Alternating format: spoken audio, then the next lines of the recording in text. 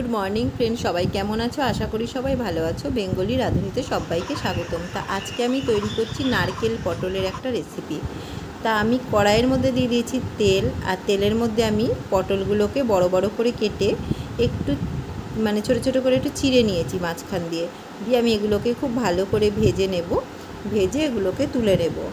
এবার আমি ওই কড়াইয়ের মধ্যে দিয়ে দেব গোটা গরম মশলা আর গোটা জিরে ফোড়ন দিয়েছি।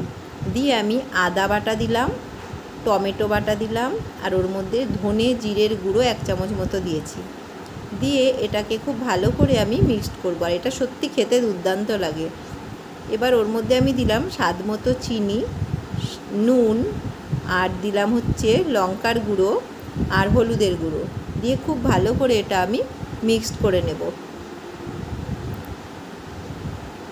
এবার আমি আলু দিয়েছি, তোমরা আলু না চাইলে নাও দিতে পারো। আমি যেহেতু একটু বাড়ানোর জন্য তরকারিটা আলু দিয়েছি, ছোটো ছোটো করে আলুগুলোকে একটু ভেজে তারপরে ওগুলো দিলে বেশি ভালো হয়। তো যদিও আমি ভাজার টাইম পাইনি বলে ভাজতে পারিনি, এমনি আলুটা দিয়ে দিয়েছি।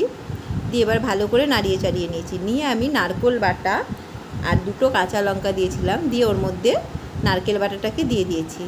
দিয়ে এবার আমি এর মধ্যে দিয়ে দেব এর মধ্যে আমি দিয়ে দেবো আমুল দুধ, কিছুটা গুলে নিয়ে আমুল দুধ দিয়ে দিয়েছি। তোমরা যে কোনো দুধ এখানে দিতে পারো।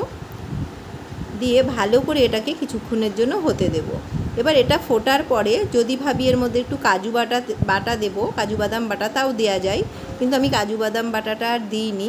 এবার এটা কিছুক্ষণ হওয়ার পর এর মধ্যে ঘি দিলাম আর গরম মশলা দিলাম, দিয়ে নামিয়ে ফেললাম। রেডি হয়ে গেল আমার পটল নারকেল বা নারকেল পটল। তা কেমন লাগলো অবশ্যই জানাবে কমেন্ট বক্সে। ভালো লাগলে